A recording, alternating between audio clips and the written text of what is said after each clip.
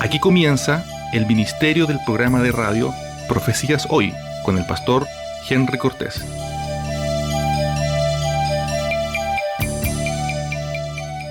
Estimados amigos auditores, Dios les bendiga. Estamos dando inicio a un nuevo programa del Ministerio de Radio Profecías Hoy. Estamos de verdad muy contentos de poder seguir con cada uno de ustedes, estudiando la palabra profética y reflexionando acerca de las señales que nos están anunciando el pronto retorno de nuestro Señor Jesucristo. Y en este sentido es evidente que están ocurriendo en nuestro mundo grandes transformaciones que están en línea con lo que la palabra de Dios nos ha informado. No podemos negar hoy día que aún en los pensamientos de las personas y en la cultura hay una rebelión contra el Dios del cielo. Todo lo que el ser humano está haciendo en este momento es un acto de rebelión a Dios, porque está claramente dejando fuera los grandes principios de la palabra del Señor. Hoy día las definiciones culturales están incluso creando nuevas leyes que son definiciones legales que están abiertamente contra lo revelado en la Biblia.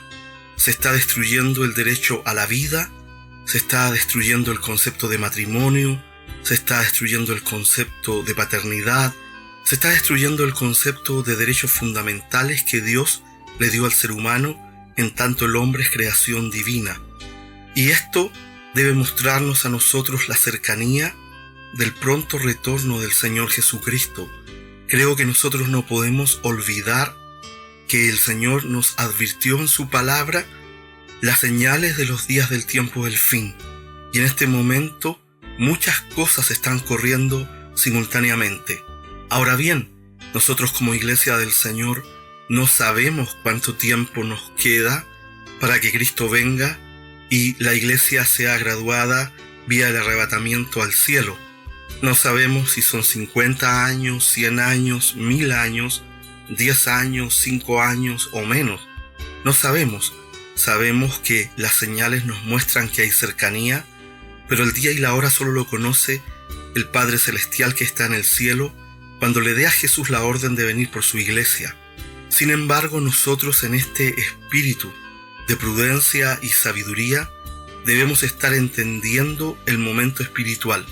Debemos ser capaces de procesar la información que el Espíritu Santo nos entrega y al mismo tiempo debemos estar preparándonos en santidad, en compromiso y en madurez espiritual para poder irnos con el Señor Jesucristo. ¿Se imagina que habiendo sido advertidos que el Señor viene por su pueblo, nosotros termináramos quedándonos atrás? Sería claramente una desgracia tremenda y espantosa. Por eso es que debemos escuchar con sabiduría lo que Dios nos está diciendo en estos días proféticos que vivimos. Tenemos el privilegio de ver frente a nuestros ojos la profecía bíblica hecha realidad. Tenemos el privilegio de ver cómo lo que Dios le informó a la iglesia de toda la historia hoy día se está haciendo realidad. Por eso es, estimados amigos auditores, que el día de hoy quiero invitarles a una lectura devocional para el programa de hoy que se encuentra en el libro de Apocalipsis capítulo 1 y versículo 3. Y dice el libro de Apocalipsis: bienaventurado el que lee y los que oyen las palabras de esta profecía y guardan las cosas en ella escritas, porque el tiempo está cerca. Y lo voy a volver a leer para que no se nos olvide. Bienaventurado el que lee y los que oyen las palabras de esta profecía y guardan las cosas en ella escritas, porque el tiempo está cerca. Estimados amigos auditores, este es un tremendo versículo con el que prácticamente abre el libro de Apocalipsis. Hay una bendición, hay una bienaventuranza, hay una felicidad que Dios le da a aquellos que estudian la palabra profética. Bienaventurado el que lee y los que oyen las palabras de esta profecía. Cuando usted lee la profecía bíblica, cuando usted entiende lo que está escrito en ella, eso significa guardar las cosas en ella escritas, usted recibe la bendición de Dios. Pero además, si usted mira al final del versículo 3, aquí en el capítulo 1 de Apocalipsis que he leído, dice algo que es indiscutible para nosotros en esta generación, porque el tiempo está cerca. El tiempo de la venida del Señor Jesucristo está cerca. Cuando se escribió el libro de Apocalipsis por el apóstol que estaba en el exilio en la isla de Patmos, él decía, inspirado por el Espíritu Santo, que el tiempo estaba cerca. Imagine usted ahora lo cerca que nosotros estamos, prácticamente 2000 años después de que Juan escribió, de la venida del Señor Jesucristo.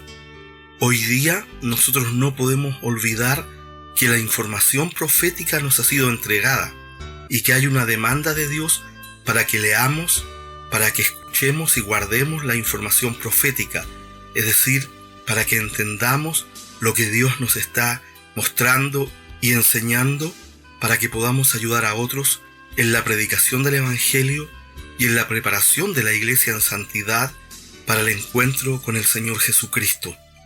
Ahora bien, como le mencionaba instantes atrás, no sabemos cuánto tiempo queda para que Cristo venga.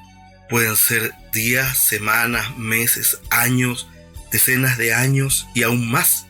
Sin embargo, déjeme decir lo siguiente: lo importante de esto que estamos estudiando ahora es que el tiempo de la profecía está cerca. Esa es la información, esa es la noticia espectacular de hoy día.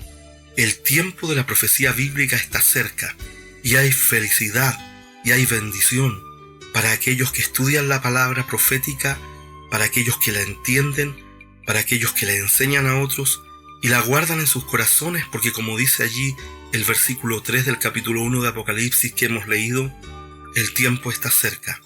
Cada uno de nosotros sabe en su corazón, estimados amigos, que Cristo viene muy pronto. Todo cristiano verdadero está siendo informado por el Espíritu Santo que la historia de la iglesia en la tierra se cierra. Y es por eso que usted y yo tenemos que estar dispuestos a ser un pueblo preparado para la venida de Cristo. No sé cuántas cosas más veremos antes de que la trompeta del arrebatamiento suene, pero sea lo que suceda, Cristo viene pronto y la iglesia verdadera del Señor la está esperando. Y esta es la gran esperanza de gloria, la gran perspectiva con la que vivimos, el pronto retorno del Señor Jesucristo. Somos una iglesia que se prepara en santidad, somos una iglesia que entiende el tiempo está cerca, somos una iglesia que no se deja estar en la carnalidad, sino que se santifica. Habiendo dicho esto, les invito a orar por el programa de hoy.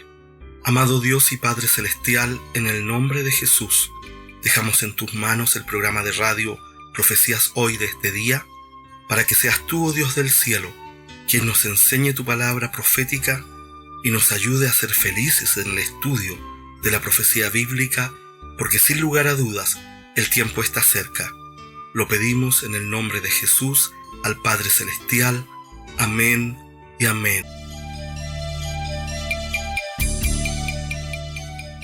Estimados amigos de nuestra audiencia nacional e internacional, queremos dejarles saber que este programa también está siendo transmitido directamente a través de las redes sociales, particularmente hoy en la plataforma de YouTube. Si usted quiere poder escucharnos directamente allí ante cualquier eventualidad, usted puede ir a nuestro sitio de internet www.profeciashoy.cl y podrá hacer clic allí donde aparece la información de la transmisión de nuestro programa en vivo. Así que recuerde, puede escucharnos también en directo, para lo cual visite nuestro sitio www.profeciashoy.cl.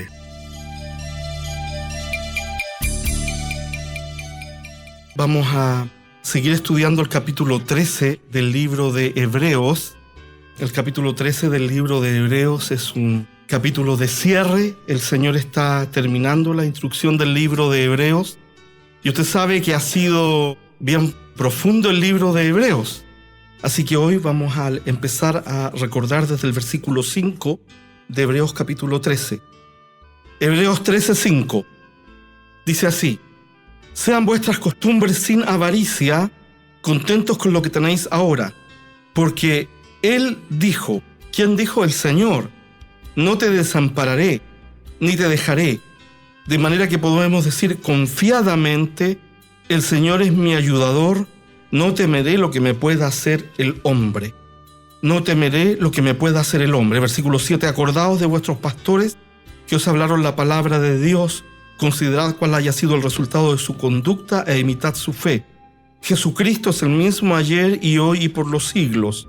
No os dejéis llevar de doctrinas diversas y extrañas, porque buena cosa es afirmar el corazón con la gracia, no con viandas que nunca aprovecharon a los que se han ocupado de ellas.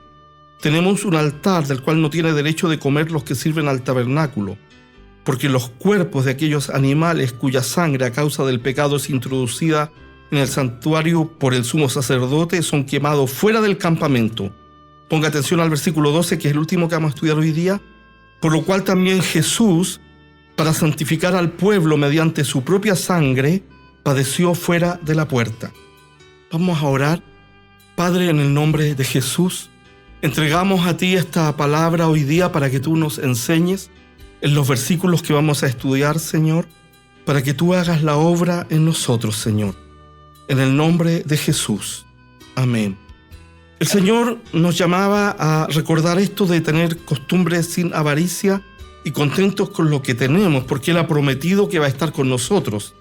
Él no nos va a desamparar, Él no nos va a dejar. Es importante que usted pueda tener un trabajo y suplir sus necesidades.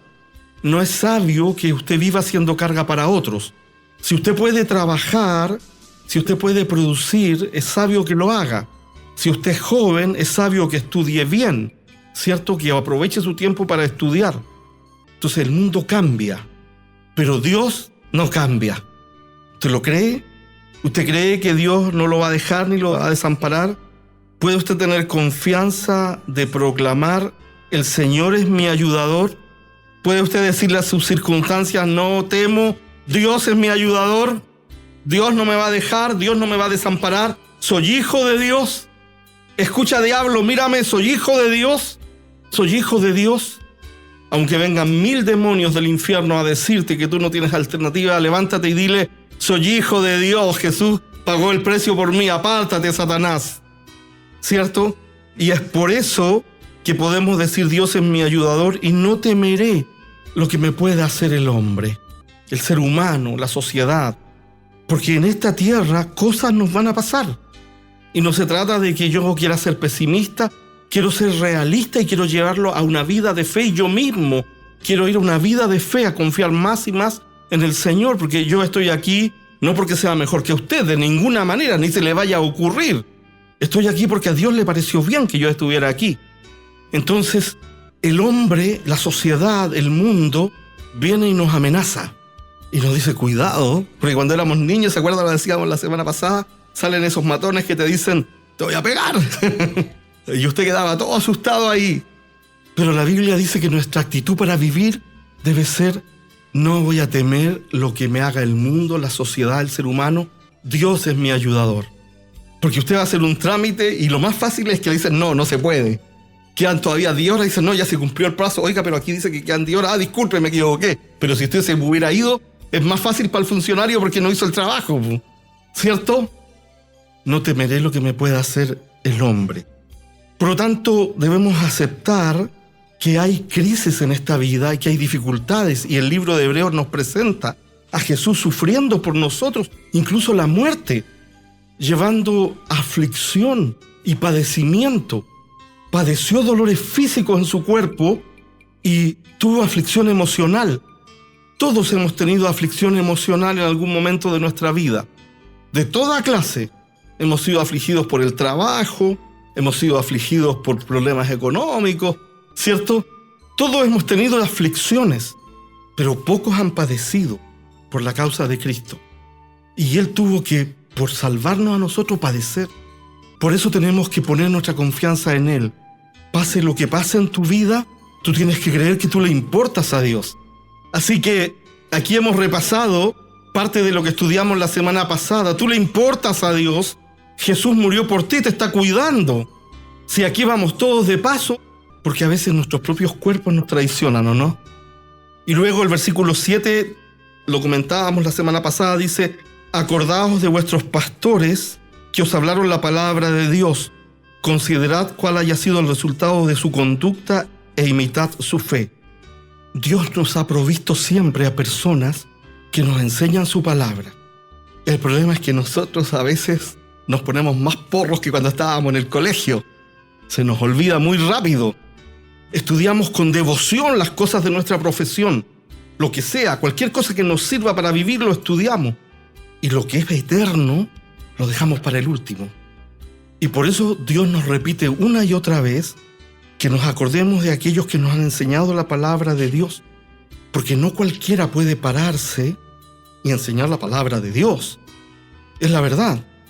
Usted puede predicar el Evangelio, que es la verdad elemental para la salvación. Que Cristo vino a este mundo, que dio su vida por nosotros los pecadores, que tenemos que creer en Él para perdón de pecados, arrepentirnos de nuestros delitos y pecados, recibir la vida eterna y caminar la vida cristiana.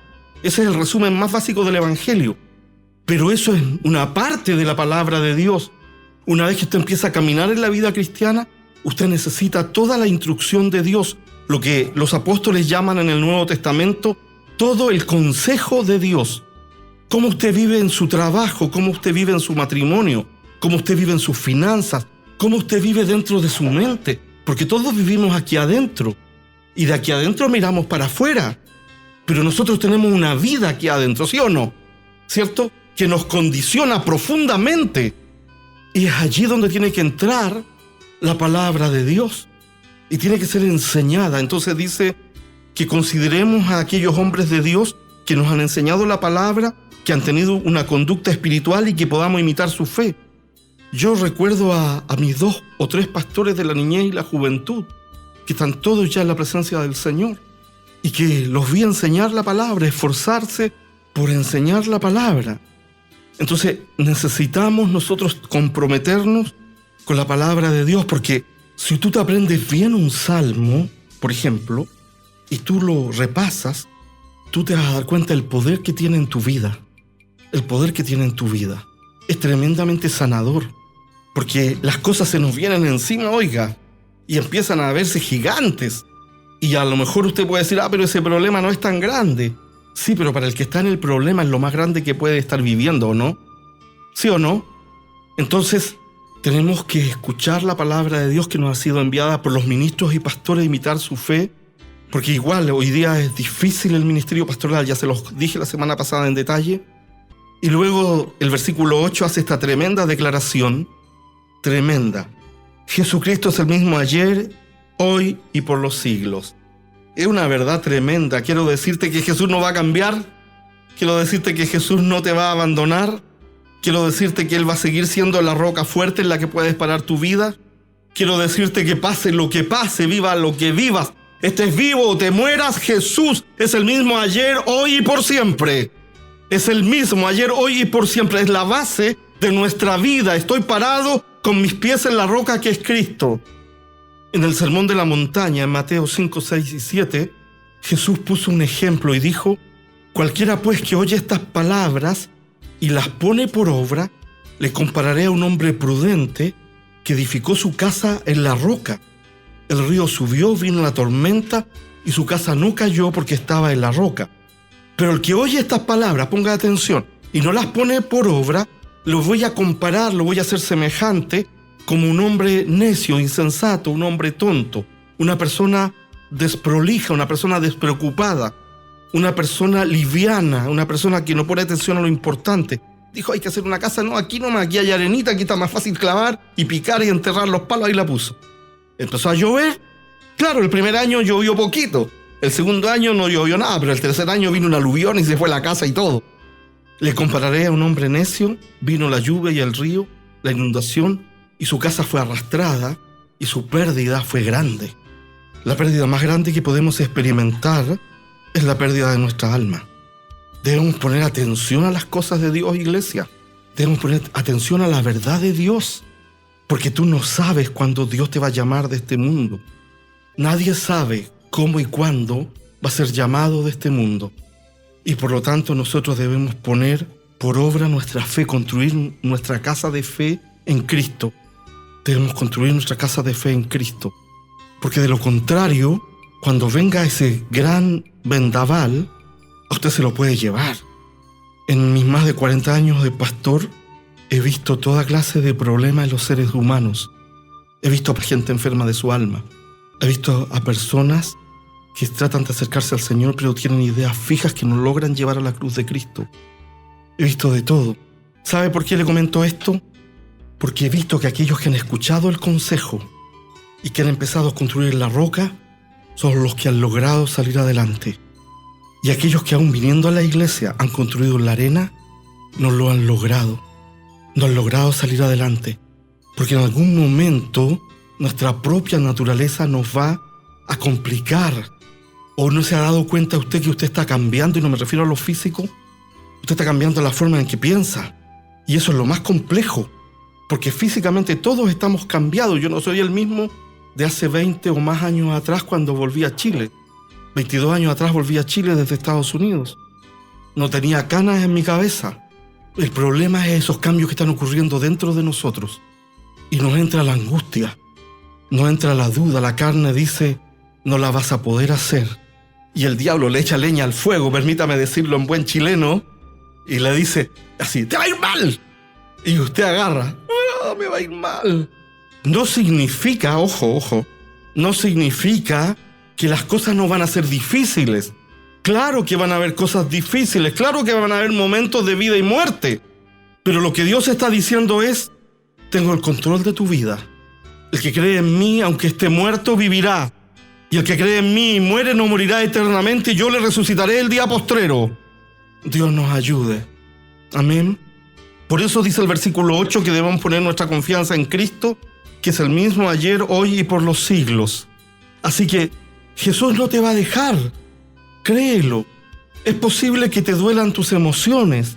Es posible que te duelan tus problemas. Es posible que te duela tu cuerpo. Es posible que te duelan tus relaciones familiares. Pero déjame decirte una cosa. Jesús no te va a dejar. Y no lo cuento desde la teoría porque no me ha dejado. Y por ahí alguien publicó un pergamino y fue una canción que dice, de pronto yo veía las huellas del Señor, iba siguiendo las huellas del Señor, y de pronto desaparecieron las huellas y solo vi mis huellas y no sabía qué pasaba. Y pregunté, Señor, ¿por qué me dejaste solo? Y el Señor dijo, no te he dejado solo, yo te llevo en mis brazos, esas huellas que veáis son mis huellas. Por lo tanto, déjame decirte algo, la vida es un acto de fe poniendo nuestra esperanza en Cristo. La vida es un acto de fe poniendo nuestra esperanza en Cristo. Cristo es mi comida, Cristo es mi bebida, Cristo es mi ropa, Cristo es el aire que respiro, Cristo es mi mañana, mi tarde y mi noche, Cristo es mi todo. Y eso es algo que tenemos que comenzar a vivir, porque todos vamos a tener problemas. Yo no llegué a ser pastor aquí de la noche a la mañana, yo ejercí mi profesión, trabajé en Estados Unidos, trabajé por una gran compañía aquí en Chile. Es decir, a mí no me contaron lo que es la vida del trabajo, yo la viví. Tuve compañeros buenos y compañeros malos, tuve jefes buenos y jefes malos, solo por poner un ejemplo lo laboral. Pero he aprendido que en todo escenario Jesús quiere caminar contigo. ¿Sí? Hermanos, y ahora vamos a ver un tema en el versículo 9, que es muy importante, dice 9, no os dejéis llevar de doctrinas diversas y extrañas, porque buena cosa es afirmar el corazón con la gracia de Dios, con la verdad de Dios, no con viandas que nunca aprovecharon a los que se han ocupado de ellas. Aquí hay una instrucción directa, dice doctrina. No te dejes llevar de doctrinas diversas y extrañas. Hoy día ha aparecido una tremenda degradación de la fe cristiana verdadera. Hoy día hay un montón de maestros que enseñan cualquier cosa menos a Cristo. Pero como la gente no estudia la palabra de Dios y como la gente no toma en serio, cree que llegar y saltar al ministerio y decir cualquier cosa.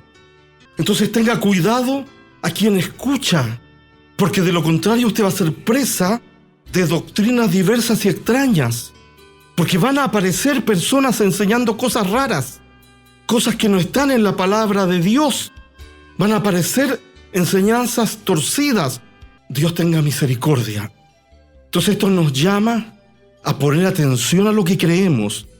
Entonces, hermanos, realmente este es un tiempo donde hay gente sin temor de Dios enseñando cualquier cosa. Gente sin temor de Dios enseñando cualquier cosa.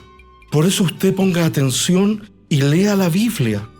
Y debemos tener cuidado, porque la mente funciona de una manera tal que la mente compra, póngame atención, cualquier cosa que viene envuelta en papel celofán. hasta el veneno. Es un ejemplo que estoy poniendo. Pueden poner las cosas muy ordenadas y muy bonitas, pero si usted no conoce la palabra de Dios, se lo van a llevar. Se lo van a llevar. Por eso es que creemos que la Biblia es la palabra de Dios y la estudiamos para tener un compromiso real con Cristo y con su verdad revelada en la palabra. Porque de lo contrario, estamos en un riesgo espiritual. ¿Se imagina usted que yo aquí viniera y enseñara cualquier cosa? ¿Y que yo fuera tan astuto que lo convenciera a usted de esa idea? Entonces, por eso planteo esto. Dice aquí, no os dejéis llevar de doctrinas diversas y extrañas. Pero hermanos, miren, ponga atención a lo que se predica. Participe del discipulado, lea la palabra. Si tiene dudas, pregunta. No se quede con sus propias ideas, pregunte. Porque ocurre esto. Todos nosotros, aunque usted no lo crea, todos, somos teólogos. ¿Y qué es un teólogo? ¿Qué es la teología? La teología es una palabra griega que significa Dios y logia, estudio de Dios. La teología de cualquier marca, nombre, trasfondo, es el estudio de algo. Entonces la teología es el estudio de Dios desde la mirada del hombre. Entonces usted comienza a pensar en las cosas de Dios y usted en su mente, usted se arma una estructura, se arma una forma de pensar. Y después por eso escuchamos, no, si estoy en pecado, pero el Señor tiene que entender. Eso es una declaración teológica humana peligrosa porque Dios no entiende. Y no lo digo en el sentido que no entienda. Eres tú el que tiene que entender que Dios llamó a hacer las cosas de cierta manera en todas las áreas. ¿Cierto? Hubo hermanos que me dijeron, usted le pone mucho, pastor, que nosotros decimos mentiras blancas cuando necesitamos que las cosas funcionen. Y yo le dije, hermano, no existe la mentira blanca porque es como decir media verdad. Y media verdad es media mentira, y como no existe media mentira, es mentira completa. ¿Y qué dice la Biblia? No mentirás, ¿cierto? Entonces, cuidado con las ideas que usted tiene en su mente. Usted tiene que analizar lo que usted está creyendo, porque de lo contrario usted está en un riesgo espiritual. Porque tenemos que creer lo que Dios nos ha revelado en la Biblia. Yo no le pido que me crea a mí. Lea la Biblia. Anote, pregunte, piense, pida claridad al Señor. Porque la Biblia es un libro pesado en el sentido que tiene 1100 páginas. Te requiere tiempo y compromiso para leerla. Pero vaya haciéndolo. Entonces, la advertencia de hoy que el Señor nos pone en el libro de Hebreos, al ir cerrando el libro ya, es que tengamos cuidado con lo que pensamos teológicamente dentro de nuestro ser. ¿Qué queda para aquellos que no toman en serio la instrucción del Señor? Porque en la historia de la Iglesia, lo que se denomina teología histórica, la Iglesia ha tenido que luchar con herejías. Hubo un hombre que se llamó Arrio. En los primeros 300 años de la Iglesia era un obispo. Y él dijo, Jesús no es Dios. Porque Jesús nació aquí en la tierra, Él no es Dios. Hay un solo Dios, así que Jesús no es Dios. Y ahí nació la idea del arrianismo, en la cual se fundaron después los testigos de Jehová. Hubo otro hereje que se llamó Marción. Por eso uno tiene que estudiar, para no caer en las mismas cosas que ya están probadas en la historia, que son problemáticas. Y Marción dijo, sus padres eran cristianos verdaderos, era como el año 120 o 130 de la era cristiana, por ahí. Es el primer hereje reconocido, y su papá era millonario, le dejaron mucho dinero. Entonces él dijo, no, nada que ver con los judíos, así que fuera todo el Antiguo Testamento de la Biblia. El Evangelio de Mateo, que habla de los judíos, fuera. El de Marcos, fuera. Solo dejó el Evangelio de Lucas. Dejó Romanos, algo de Corintios, Hebreos, nada con Hebreos. Armó una Biblia a la pinta de él y le hizo un daño a la iglesia.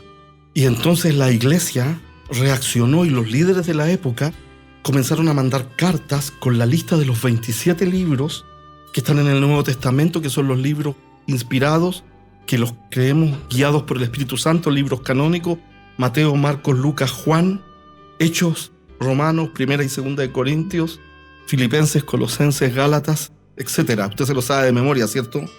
Entonces, no es nuevo el hecho de que la iglesia tenga que defenderse de ataques doctrinales y de ideas falsas. Entonces, si usted no tiene claro, y mire cómo entran en personas de influencia, de poder, se les mete algo y son tremendamente carismáticos, cantan, bailan, tienen buena presencia. La verdad del Evangelio está en Cristo. Y tenemos que comprometernos con la palabra de Dios, solo la palabra de Dios, toda su palabra. Porque hay cosas que nos pueden salvar y cosas que nos pueden destruir, hermanos. Cosas que nos pueden destruir. Dios nos ayude. Así que analice como usted cree. Ponga atención. Dice, porque buena cosa es afirmar el corazón con la gracia de Dios, no con viandas que nunca aprovecharon los que se han ocupado de ella. Es decir, aquí habla de que no porque usted se come un plato de comida, usted va a vender la fe. Hay que depender de la gracia de Dios. Y luego menciona, fíjese, algo que tiene que ver con la costumbre judía.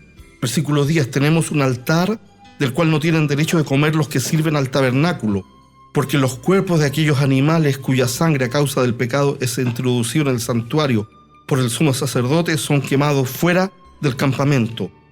Como está hablando a creyentes hebreos, estos versículos, el 10 y el 11, lo que hacen es referirse al altar que había en el Antiguo Testamento.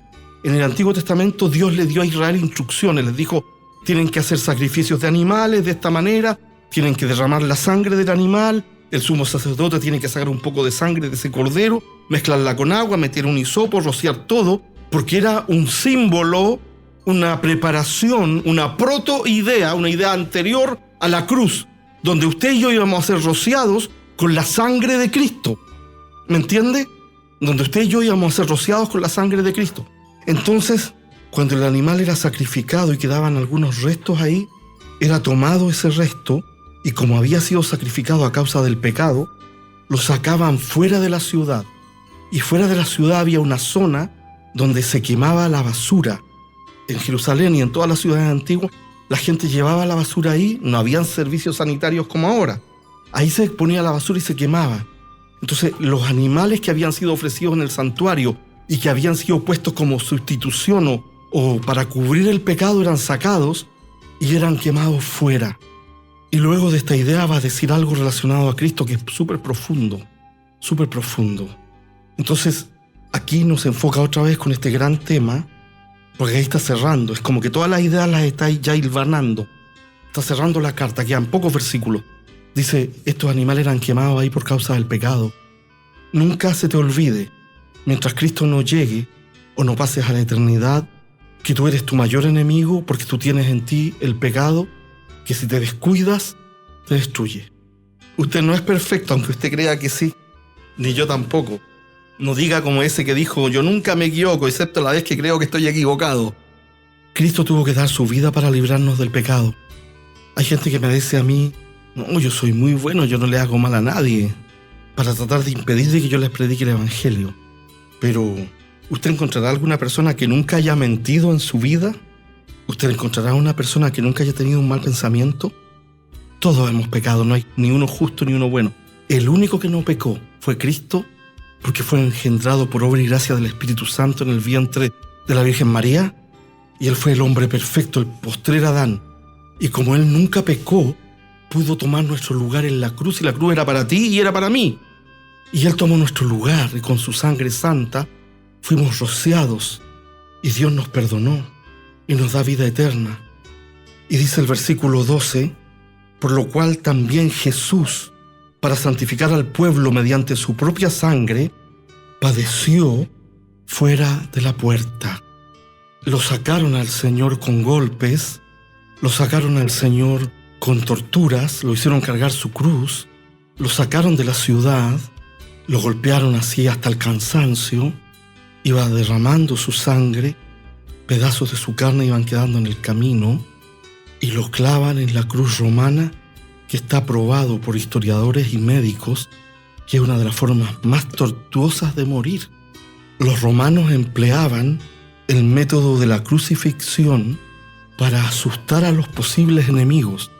Era tan horrible la muerte por crucifixión, tan horrible, la gente sufría tanto al morir en la cruz, que era una forma en que la pensaban los que se iban a levantar en rebelión contra el Imperio Romano. De hecho, se cuenta en la historia que en el sitio de la ciudad de Jerusalén en el año 70, los romanos, para amedrentar a los que defendían la ciudad, en un día no sé si crucificaron a 2000 de una, que gritaban y gemían de dolor. para que los que defendían la ciudad se pudieran arrepentir y se entregaran. Y el Señor Jesucristo, para salvarte a ti y a mí, de mis delitos y de tus pecados, de nuestros delitos y pecados, Jesús, para santificar al pueblo mediante su propia sangre, padeció fuera de la puerta, salió de la ciudad a la montaña llamada el Gólgota, y allí dio su vida por nosotros. Y el sacrificio de Cristo demanda un compromiso de nuestra parte. Dios no te pide que subes al monte Everest. Dios no te pide que subas aquí al monte Aconcagua o a alguno de los volcanes del sur. Dios no te pide eso. Dios no te pide que camines de rodillas 20 horas. Dios te pide que creas en Jesús, su Hijo. Esta es la palabra de fe que predicamos, que si confesares con tu boca que Jesús es el Señor y creyeres en tu corazón que Dios lo levantó de los muertos, serás salvo. Porque con la boca se confiesa para salvación y en el corazón se cree para justicia. Entonces yo tengo que declarar con mi boca que yo creo que Jesús es el Señor. Tengo que decir, creo que Jesús es el Señor. Creo que Dios el Padre lo resucitó de los muertos y vivo para Él.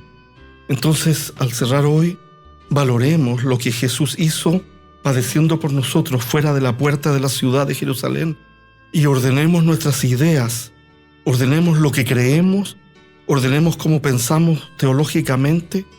No se trata de que usted va a ser menos porque se deja enseñar. El peor error de la vida es no dejarse enseñar. ¿Cuántos problemas no nos hubiéramos evitado si nos hubiésemos dejado enseñar en distintas áreas de nuestra vida? Por lo tanto, no te olvides que el Señor te llama a no creer cualquier doctrina, a valorar el sacrificio que Él hace fuera de la puerta. El Señor te llama a confiar en Él, en cualquier problema que tú tengas. El Señor te llama a recordar que Él es el mismo ayer, hoy y por todos los siglos. O sea, da contexto. Aquí está el Evangelio mucho más amplificado, mostrándonos que lo necesitamos a Él. Esta es la palabra de Dios para hoy.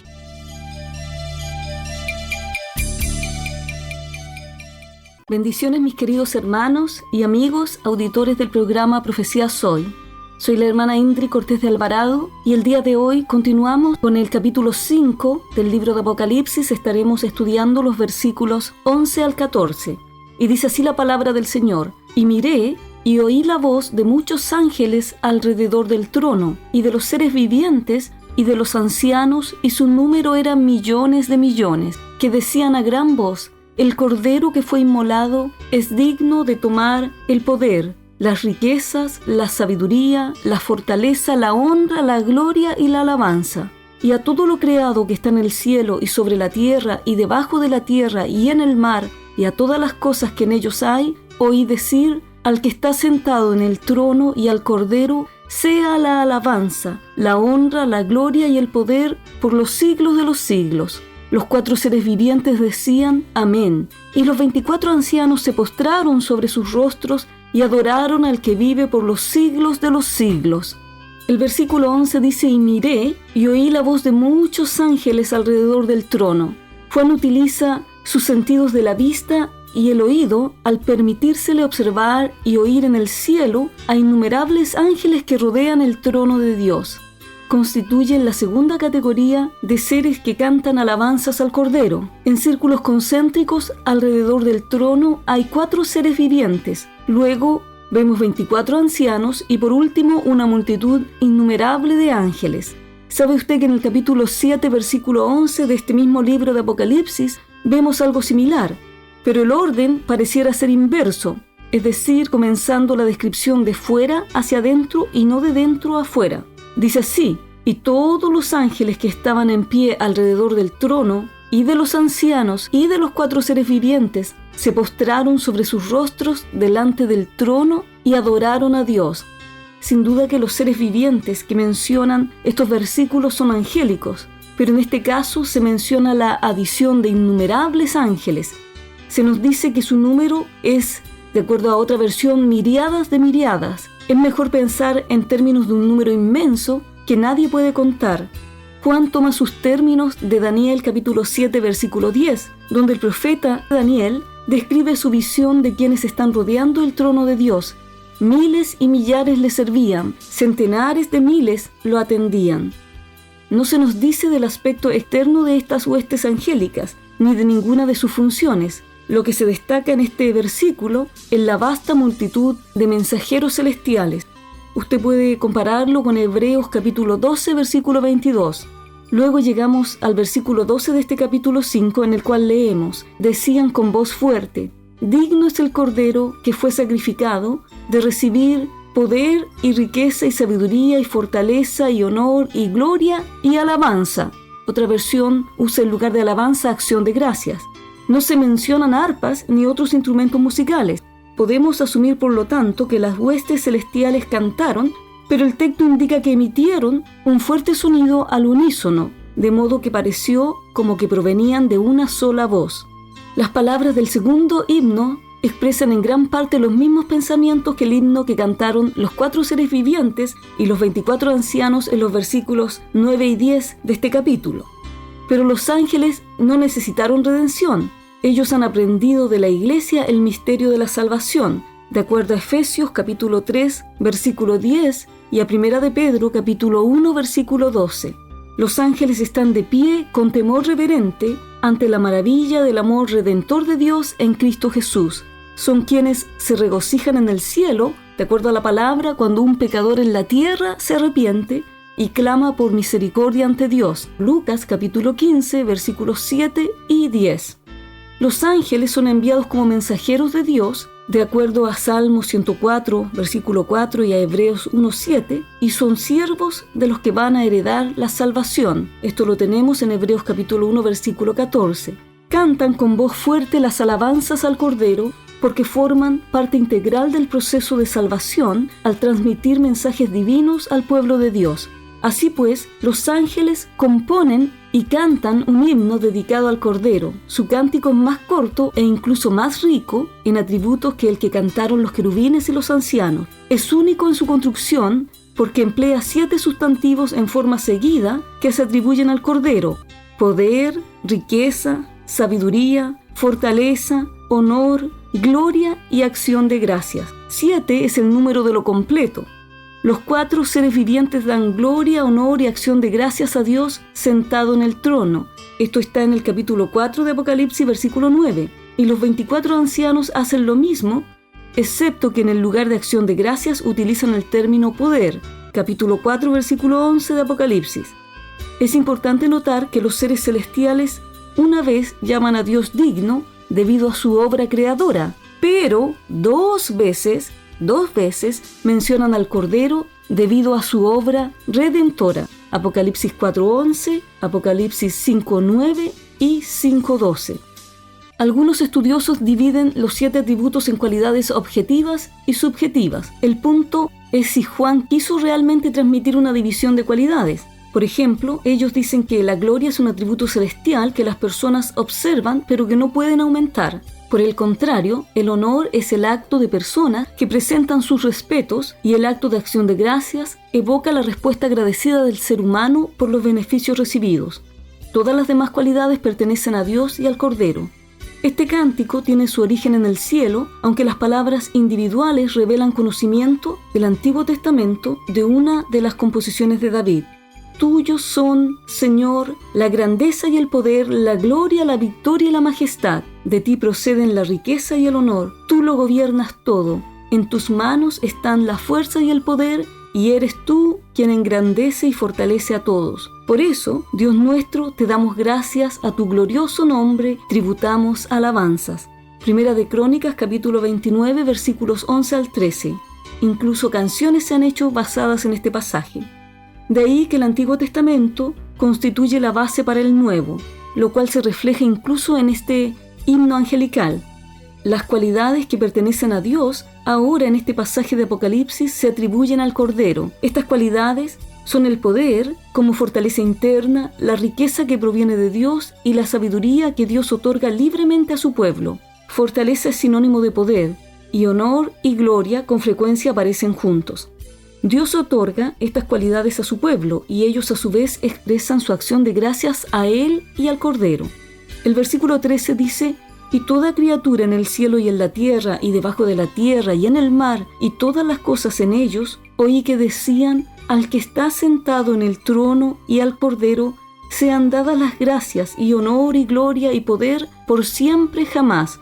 Después que los 4 seres vivientes y los 24 ancianos hubieron cantado, y lo mismo los innumerables ángeles, un tercer grupo de criaturas entona un cántico de alabanza. Este tercer grupo reúne al resto de los seres creados de Dios. Las palabras repiten el versículo 3 con el agregado de 2 frases: y en el mar y todas las cosas en ellos.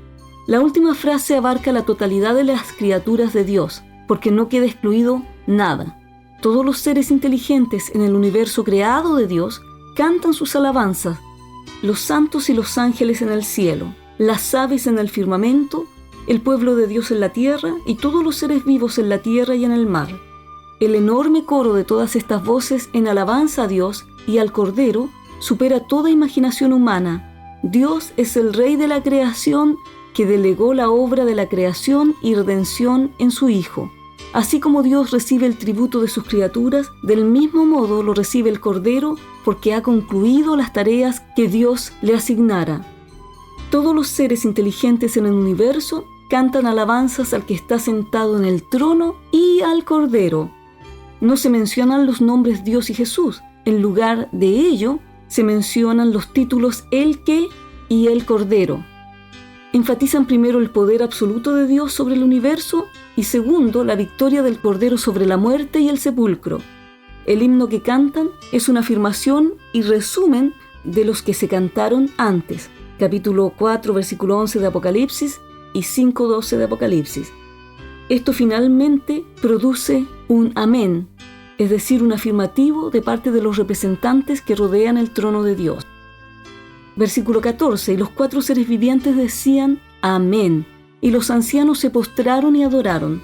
Los 4 seres vivientes que están más cerca del trono proclaman su afirmación diciendo que así sea. Amén. Se dirigen a Dios en nombre del resto de la creación. Fueron los primeros en cantar un himno a Dios. Recuerde Apocalipsis 4, versículo 8. Y concluyen con un solemne amén que expresan una y otra vez. Los ancianos rinden pleitesía a Dios y al Cordero postrándose delante de ellos. Su acto de alabanza y adoración es el que lo concluye todo. El autor de Apocalipsis ya está listo para narrar la ruptura de los sellos y la apertura del rollo y para revelar lo que sucederá en la tierra. Recapitulando, vimos en los versículos 11 y 12 de este capítulo 5 que un sinnúmero de ángeles se unen declarando la dignidad del Cordero debido a la redención que Él consumó. Esta adoración, combinada hacia el Padre y el Cordero, es un testimonio fuerte de la deidad de Jesús. No puede quedar la menor duda que el Cordero debe ser contado con Dios y como Dios. Y luego vemos en los versículos 13 y 14 a toda la creación alabando al Padre y al Cordero. Adoraron al que vive por los siglos de los siglos. El Dios viviente reina eternamente. Los emperadores fueron y vinieron. Los reyes y gobernantes, incluyendo los que persiguieron al pueblo de Dios, han aparecido y desaparecido de la historia. Los presidentes de los países van y vienen. Pero el Señor Dios Todopoderoso y el Cordero vive por los siglos de los siglos y siempre es digno de nuestra adoración. Aleluya. Estimados amigos auditores, queremos enviarles un especial saludo. Damos gracias a Dios por todos los que cada semana nos acompañan y que difunden la información profética que estamos llevando a cada uno de ustedes, porque sin lugar a dudas, Cristo el Señor viene muy pronto. En el mismo sentido, de manera muy especial, queremos saludar a todos nuestros amigos colaboradores. Damos gracias a Dios por ellos, por su esfuerzo financiero, porque con cada aporte que nos envían podemos mantener el programa de radio Profecías Hoy en el aire. Dios les bendiga, amigos y hermanos colaboradores. Dios les provea y muchas gracias por estar comprometidos con la palabra profética del pronto retorno del Señor Jesucristo.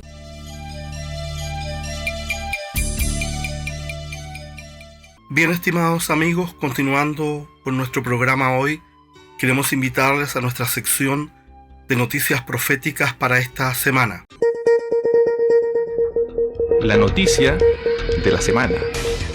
Es así entonces que ahora leemos desde el diario israelí Jerusalem Post la siguiente noticia. El alcalde de Nueva York, Zoran Mamdani considera el arresto del primer ministro de Israel, Benjamín Netanyahu, antes de la visita de la Asamblea General de las Naciones Unidas. Y agrega esta noticia del Jerusalem Post. El alcalde de Nueva York dijo que Netanyahu pertenece a la Corte Penal Internacional de La Haya y tiene como objetivo actuar de acuerdo con esta corte, aunque no está seguro de tener la autoridad para emitir la orden al Departamento de Policía de Nueva York. Y agrega la noticia: la administración del alcalde de la ciudad de Nueva York, Zohran Mamdani, todavía está deliberando sobre una orden para arrestar al primer ministro israelí Benjamín Netanyahu si visita la ciudad de Nueva York para la Asamblea General de Naciones Unidas en septiembre, informó este sábado el diario New York Times, y agrega: creo que el primer ministro Netanyahu debe comparecer ante La Haya. Es un criminal de guerra, agregó, y ha sido acusado por la Corte Penal Internacional. Y agregó el alcalde islámico de Nueva York: esta es una opinión que está sostenida por muchos y basta ver lo que sus acciones han causado estos últimos años. Bien, esta es la noticia, esta es la situación. El alcalde de Nueva York, algo que parece inimaginable, es un hombre islámico, musulmán, Zohran Mamdani, y está diciendo que él se prepara para arrestar al primer ministro israelí Benjamín Netanyahu tan pronto como el ministro visite Nueva York para la Asamblea General de Naciones Unidas.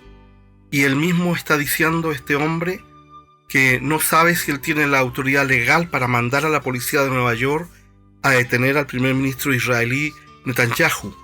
Y esta es una situación compleja que genera muchas tensiones y nos muestra, estimados amigos auditores, por un lado, cómo el odio hacia la nación de Israel avanza en todos los frentes, porque esta es una situación inimaginable, que un alcalde de Nueva York quiera pedir el arresto de un primer ministro o de un presidente que visita Nueva York, es algo que aparentemente nunca se ha visto. Entonces comienza y avanza de una manera tremenda el odio contra Israel en el mundo, tal como la palabra de Dios nos lo dice en el libro del profeta Zacarías. Dice que todas las naciones se van a levantar contra Jerusalén e Israel. Pero además aquí hay algo tremendamente profético y nos muestra cómo el poder de la religión musulmana e islámica avanza dentro de Estados Unidos. Es increíble que Nueva York tenga un alcalde musulmán, un hombre que practica esta religión de violencia extrema. Pero no solamente está ocurriendo en Nueva York, hay zonas completas de Estados Unidos que están siendo tomadas por los islámicos. Están levantando sus mezquitas, compran iglesias que han caído en desuso y como una forma burlesca la convierten en mezquitas. Incluso en el estado de Texas, que se caracteriza por ser conservador, están creciendo de una manera tremenda, hacen marchas en Houston y van avanzando para poder controlar y de alguna manera infiltrar la cultura norteamericana. Y esto nos muestra, por un lado, en esta noticia, cómo el mundo se prepara para odiar con todas sus fuerzas a Israel, pero por otro lado nos muestra cómo cada vez más Estados Unidos va en declive, porque es tremendo que usando las propias leyes de libertad dentro de Estados Unidos se permita el avance de esta religión extrema del Islam.